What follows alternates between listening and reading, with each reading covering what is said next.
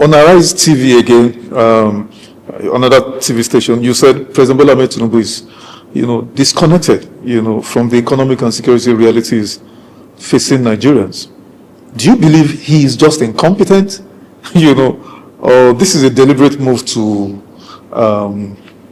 keep the people busy battling all this crisis? Because you have to struggle to pay bills, endless bills, light bills, water bills, food, school fees, rent, you are just in that cycle, and then you're afraid so that you're not kidnapped. What do you think, Doc? I think President Tinubu has become a prisoner of his own ego. He is quite possibly the most powerful president we've had since 1999, maybe even in the military days.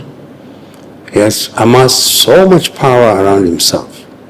Maybe it makes him feel more secure, maybe it makes him feel more confident, but whether it was by design or by accident, President Tinubu is the most powerful, quite possibly the most powerful black man, certainly the most powerful African leader, defined as a president who has all the trappings and the mechanics of power. That makes you a prisoner. It doesn't make you very powerful. It makes you a prisoner of your own thinking. It makes you a prisoner of a very, very tiny cycle of people who have access to you. It makes you a prisoner of poor advice, which you can't avoid. And it locks you out. It doesn't allow you to know what is going on. Perhaps I don't know him well enough to even guess about his psychology. I think he feels either by design or by accident, power gives him security and comfort. But President Tinubu, yes, I will repeat this, is isolated clearly from all his utterances and a lot of the policies that he takes. He is completely out of touch with Nigerians.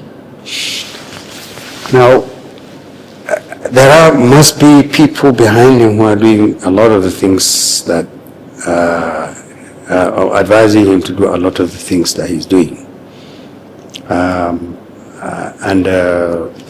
Somehow I think they're getting away with it. I'll give you one example.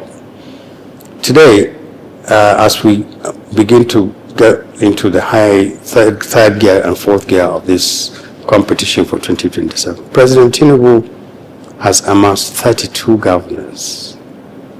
Poached some, forced some, cajoled some, bribed some to join his party by promising them that they will be re-elected. And now he's facing a crisis of affluence. He's filled his party up with very powerful politicians.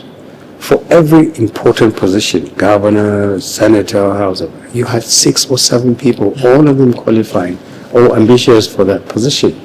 When he was doing this, somebody ought to have said to him, Mr. President, if we fill up our room with all these people, what happens when we have to decide the few that get this ticket? We will implode. And we've said here with you when we were talking, we said APC will implode. And APC is imploding. Right before our eyes. Yes. So whoever was advising President Tinubu that the way to go, sir, so that you can be guaranteed coming back in 2027, is get all these governors to join you. First, they represent the vital link between you and 2027. False. They don't. They are as guilty as he is. And they are as disliked by a large number of the people as he is. So that was a false assumption, that if you get all the governors, poach all the governors from other parties and they come over to you and they are guaranteed seats, 2027 is yours. That is a very fallacious thinking, and they're paying the price for it as we speak. I know how many APC people have been knocking on our door in PRP who have lost out in the competition saying, can we come in? And then we're saying, sorry, the guidelines don't allow us to let you in. There was a time when you could have left and joined us, and maybe some of you could have made it here, but we can't. That is poor advice. That's poor decision making. And it's the kind of thing that he shouldn't have. Let me also give you another example. When the president had an excellent opportunity to go beyond governors and a tiny circle of ministers to get a real feel of the country. What do Nigerians feel about security? What do Nigerians feel about poverty? But he hasn't. He has traveled more outside this country than he has visited states in Nigeria. There are some states he has quite possibly never even thought of visiting. But he's gone out of this country countless times. One way in which you get a feel of the country is by living in the comfort of the villa and going to some states and meeting people. And he hasn't. So when I use the word the president is isolated, those are the things I mean. He's isolated from the genuine state of the country. He's also isolated from advice and suggestions and ideas that should ordinarily caution him against taking certain steps.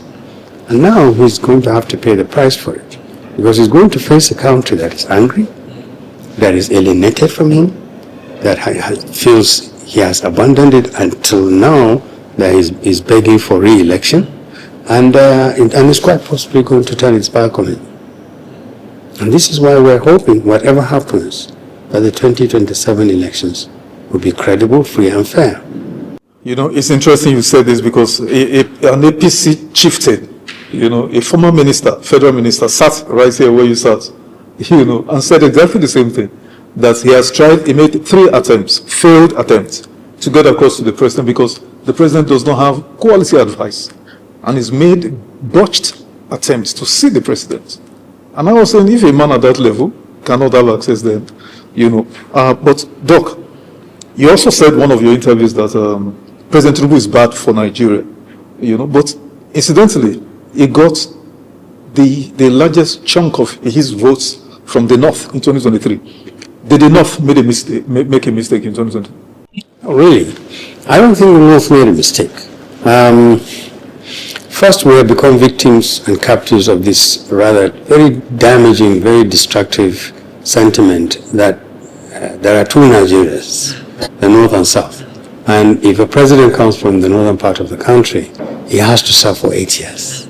And if he comes from the southern part of the country, that is one of the most destructive things and this poisonous politics has had. Because among the many, many negative things, you come from the southern part of the country.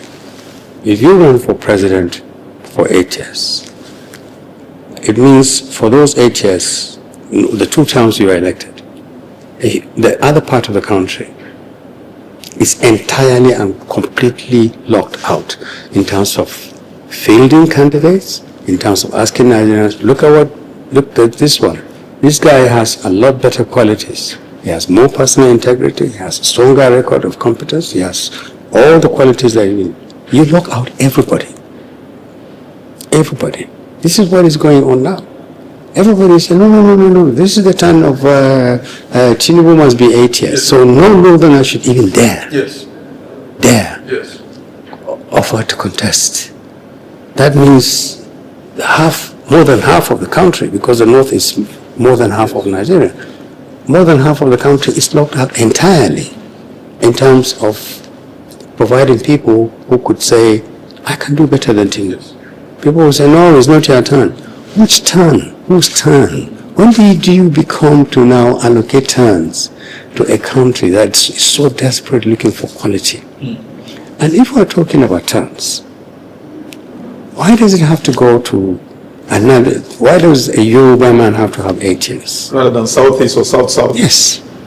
Why? If it must be in the South. Yes, why doesn't it go to an Efik person or to an Orobo person or somebody, an Edo person? Yes. Why? Aren't they Nigerians too? Why does it have to go to the big groups only? If it comes to the North, why can't it go to a Northern Christian? If you have to zone this thing. This zoning thing is damaging, is destructive, and it simply makes no sense. So, if we, as we speak now, everybody is precluded from contesting. The North can't field a candidate unless perhaps possibly Atiku is freed by the shackles of the judiciary and the government from not running, perhaps one or two parties field another candidate from the north. All the candidates will come from the southern part of the country. Who would beat Tinubu? All the money he has, all the political support he has. The people. The people can defeat President Tinubu. They may not vote for him. In fact, majority of the people will not vote for him if it's based purely on his record.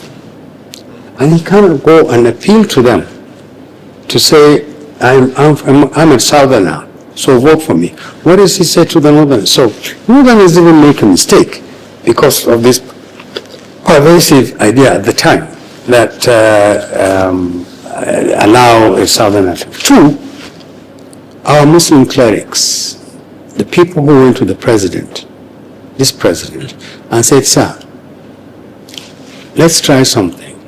Let's try a Muslim ticket. In fairness to President Tinubu, what I understand was that initially he doubted whether it would work. They said it would. So what is the benefit? And they said, you become president. You become the president, get a Muslim from the north to be a vice president, have a Muslim ticket, and you'll win. I think his ego then spoke to him and said, try it. And he did. And the large votes he got substantially came from the northwestern part of the country, which has a huge population of the Muslims. Now, a lot of people are going around saying, oh, the Muslim clerics fooled us. They told us the Muslim ticket will improve the life of the Muslim. In Nigeria, they would do things for Muslims that they couldn't do before. They didn't. Yes. The life of the Muslim, like the life of the Christian, has just been made worse. So but I think the North is a little bit wiser now. Unfortunately, because of the misfortunes and the declines in all standards of living. And it is quite possible that if the elections are free and fair, you're likely to see a North that is likely to vote more in accordance with its interests than on the issues of religion or ethnicity or where the candidate comes from. Most of the candidates will come from the South. In fact, virtually all of them. And I think the North is well placed now to make a choice. We are fielding Southerner. Our candidates are all from the South. That's your party? My party. Yes. And this is not by design. It's just simply the way it's worked out. And some of them, as I said, are excellent Nigerians. They can provide excellent leadership. And we're very proud of the fact that we were able to attract that quality of people. They are from the southern part of the country, but they are first and foremost Nigerians. And we're hoping that Northerners will look at all the 14, 15 people who will be fielded as presidential candidates and choose ours. Because we are the only party that commits openly and has committed openly to working for the poor, improving the lot of the poor, securing Nigerians, and then fielding people of integrity. We would not touch a kobo, we will not steal people's money, and we will protect Nigerians. We know how it will be done, and we'll do it. I know your explanations pretty much gave the but let me ask you pointedly, you personally do not believe in zoning because it shuts the door against every Nigerian and merit and all of that? Yes. I mean, look, there are certain circumstances where zoning ensures a little bit higher level of equity. Okay. But look, America, the U.S., in the 250 years of the U.S.'s existence, I don't think they've had more than 10 presidents from the northern part of the U.S. I mean, from the southern part of the U.S. And nobody has ever raised an issue about this. In most developed democracies, and even a lot of developing democracies, you don't hear about this business of you become Christian, it's my turn and your turn. because it is damaging, it is destructive, it simply entrenches the very source of the zoning rather than ameliorating it. Even if during the military, although they made efforts to cover it under some political tinkering or whatever, we had unfortunately the emergence of the regional issue there. This has been an obstacle for Nigeria's growth and development. We shut out a huge number of our people who could otherwise be good. If we had an excellent 2 or 3 excellent Southerners, people from the southern part of the country, who competed for Obasanjo against Buhari in 2019. I was then the spokesman of the Northern Elders Forum. And the Northern Elders Forum went out and built up we created an event here in Abuja that involved Northern Elders Forum, Afenifere, Ndibo, Middle Belt Forum, and we met at the Hilton, the other Hilton. Pandef, if I'm not mistaken. Pandef. We met and we said to Nigerians, don't vote Buhari back. This was after his first 4 terms, like now. Yes. At this point where Tinubu is. Yes. We met in public and it was spearheaded by the Northern Elders Forum. And we were Northerners. We said, don't vote for Buhari. His record in the first 4 years had been disastrous for Nigerians. We were denounced by a lot of people from the, they want somebody from the southern part. We said, we want anybody who's better than Buhari. But don't vote for Buhari. This man's record from 2015 to 2019 do not suggest that he can get this country better. And it turned out that we were right. So this zoning thing doesn't have a basis. In terms of creating, allowing the emergence of good people. I wish it doesn't exist. It exists, so we are limited to picking people from second 11, sometimes from no 11s at all. That's what we have. The politician with the most money will maneuver his way all the way, benefiting from the fact that he comes from a particular part of the country. This is not good for Nigeria.